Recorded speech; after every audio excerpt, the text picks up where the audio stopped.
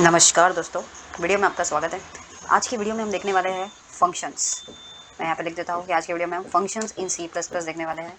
कमाल का टॉपिक है। सबसे पहले मैं आपको ये बता देता हूँ कि फंक्शंस को हम यूज़ कहाँ पे करते हैं और ऐसी क्या ज़रूरत पड़ी सी प्लस प्लस में जिसकी वजह से हमें फंक्शंस बनाना पड़ा है, या सी प्लस प्लस में फंक्शन जिसने भी बनाया उसको ऐसी क्या ज़रूरत पड़ी थी जिसकी वजह से उसको बनाना पड़ा।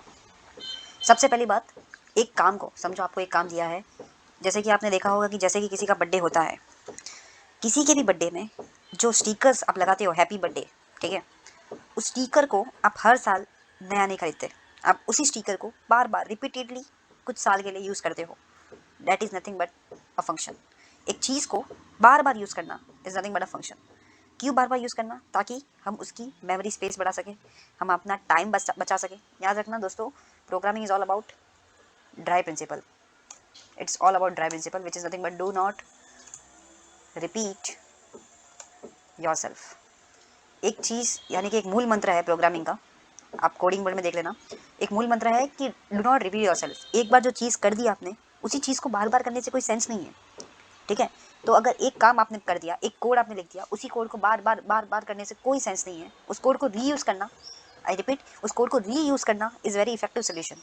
तो आपको हमेशा ड्राई प्रिंसिपल यूज़ करना है और फंक्शन भी हमें यही इंप्लीमेंट करके देता है। तो देखते हैं फंक्शन क्या करता है कि अभी समझो मुझे सम करना है 2 नंबर का, ठीक है। तो यूज़र मुझे 2 नंबर देगा 2 और 3, तो मैं उसका कोड लिख दूंगा 2 + 3 = 5। अब वापस यूज़र मुझे 3 और 4 दे रहा है। अब क्या मैं वापस उसका कोड लिखने बैठूंगा? नहीं, मुझे वो कोड को यूज़ करना है जो कोड मैंने पहले लिखा था। यानी कि यहाँ पे मैं आपको लिख के देता हूँ, जैसे कि मैं यूज़र से 2 नंबर लूँगा A एंड B, ठीक है। मैंने यूज़र से 2 नंबर लिए C इन A B। आप लिखना चाहो तो यहाँ पे लिख सकते हो। क्या लिखोगे आप? Cout enter 2 numbers, enter 2 numbers. तो जैसे आपने एंटर 2 नंबर लिया, यूज़र ने 2 नंबर ले लिए। अब आपको क्या करना है? 2 नंबर का सम करना है। तो आप लोगे INT सम = A + B और फिर आप सी आउट सम कर दोगे। इससे क्या होगा? आपको सब मिल जाएगा। आप प्रोग्राम रन करके देख सकते हो, यहाँ पे रन होगा प्रोग्राम, बहुत अच्छी तरह से होगा। 2 और 3 डाला मैंने तो आंसर 5 आ रहा है, आप देख सकते हो यहाँ पे। तो गेम यहाँ पे ये नहीं है, क्वेश्चन यहाँ पे ये नहीं है। क्वेश्चन ये है कि अगर मुझे और बार बार करना पड़ा सम, ठीक है, तो क्या मैं हर बार सम करते रहूँगा? तो आंसर इज़ नो। मुझे डू नॉट रिपीट योरसेल्फ का यूज़ करना है, जिससे मैं एक फंक्शन बनाऊंगा। फंक्शन हमेशा मेन के बाहर बनता है। पहला लाइन या पहला स्टेप आपको याद रखना है कि फंक्शन हमेशा मेन के बाहर बनेगा। इंदर भी बन सकता है, लेकिन फिलहाल आपको यही याद रखना है। फंक्शन में 4 टाइप्स होते हैं: function declaration, function body, function calling, ठीक है। तो ये कुछ टाइप्स है फंक्शन के। तो सबसे पहले फंक्शन को डिक्लेयर किया जाता है। तो डिक्लेयर करने का जो सिंटेक्स है वो कुछ ऐसा है: टाइप यानी कि डेटा टाइप, फिर फंक्शन नेम, मतलब आप फंक्शन को एक नेम दोगे और उसके बाद ब्रैकेट्स दोगे और उसके अंदर आप पैरामीटर्स दोगे। अच्छा, तो पैरामीटर्स क्या होते हैं? पैरामीटर्स यानी कि ऐसे चीज़ें जो फंक्शन को चाहिए रहेगी, जो फंक्शन को मिलेगी यहाँ से, आपके कोड से।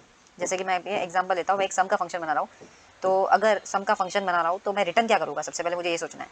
फंक्शन जब भी हम बनाते हैं, याद रखना वो कुछ ना कुछ रिटर्न करने वाला है, ठीक है। कुछ ना कुछ तो उसको देना ही होगा, क्योंकि उसका काम है। वो क्या है? एक फंक्शन। फंक्शन का काम क्या होता है? कुछ हमें दे। हम फंक्शन को क्यों बुला रहे हैं? ताकि वो हमें कुछ रिटर्न में दे। तो इंट सम, ठीक है, हम यहाँ पे लिखेंगे इंट सम। सम क्या है? सम फंक्शन का नाम है जो कि मैं बना रहा हूँ। इंट है, इंट यानी कि वो एक सम रिटर्न करेगा जो कि इंटीजर होने वाला है। तो इसके बाद मैंने पैरेंथेसिस लिखा और इसके अंदर मैंने लिखा है INT A, INT B। अभी इसमें ध्यान रखने वाली बात यह है कि INT A यानी कि पहला नंबर, INT B यानी कि दूसरा नंबर। दोनों INT इसलिए लिया मैंने क्योंकि नंबर इंटीजर होने वाले हैं। और ये आप कुछ भी ले सकते हो, ये तो वेरिएबल का नहीं है, राइट। तो ये तो आप कुछ भी ले सकते हो, बट मेक श्योर कि आप इसको यूज़ करो आपके कोड के अंदर। अच्छा, अब यहाँ पे मुझे INT आंसर = A + B लिखना है और फिर मेरे को रिटर्न करना है आंसर। तो ये फंक्शन है। ये फंक्शन क्या कर रहा है? ये 2 नंबर को ऐड कर रहा है, आंसर में स्टोर कर रहा है और आंसर को रिटर्न कर रहा है, ठीक है। तो ये हो गया आपका फंक्शन डिक्लेरेशन। और फंक्शन बॉडी ये रही आपकी। अब इस फंक्शन को बना तो दिया, लेकिन ये एग्जीक्यूट होगा? जी नहीं, एग्जीक्यूट नहीं होगा। इसको एग्जीक्यूट करने के लिए आपको कॉल करना होगा। तो अगर मैं यहाँ पे लिखता हूँ A + B की जगह में अगर मैंने यहाँ पे ऐसा लिखा होता कि सम ऑफ A, B, ठीक है, ध्यान से देखना, तो क्या आंसर आता? हम देखते हैं वापस यहाँ पे रन करके। देखो, आप देख सकते हो यहाँ पे मुझे एरर आ चुका है। क्यों एरर आया? क्योंकि मैंने फंक्शन का नाम भी सम रखा है और यहाँ पे वेरिएबल को भी सम रखा है।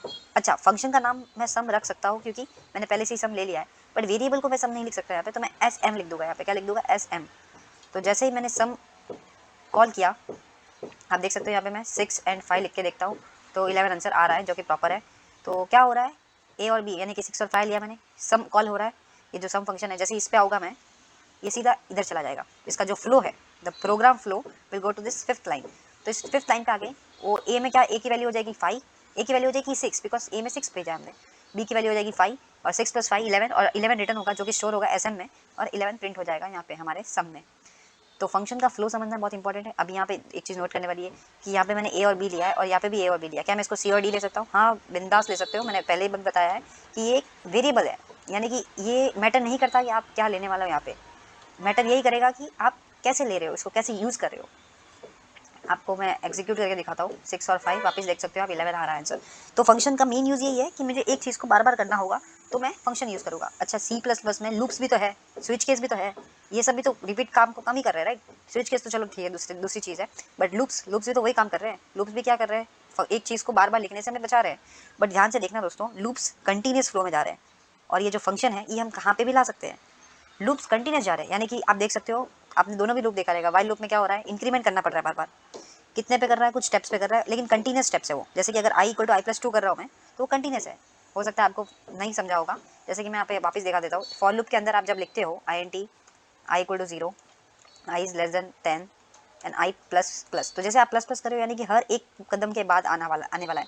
अगर आप += 2 लिखते हो तो हर 2 कदम के बाद, +3 यानी कि हर 3 कदम के बाद। मतलब एक कंटिन्यूस स्टेप्स है। 3 मतलब 3 ही कर सकता हूँ मैं हर बार, 4 नहीं कर सकता। तो कंटिन्यूटी के लिए, ठीक है, तो उसके लिए आपको ये ध्यान रखना है कि कैसे हम फंक्शन को यूज़ कर सकते हैं विदाउट फॉर लूप्स। तो फॉर लूप्स भी अपने यहाँ पे बेस्ट है, लेकिन फंक्शंस भी इंपॉर्टेंट है। फंक्शंस को आना इंपॉर्टेंट है और फंक्शंस को लिखना इंपॉर्टेंट है।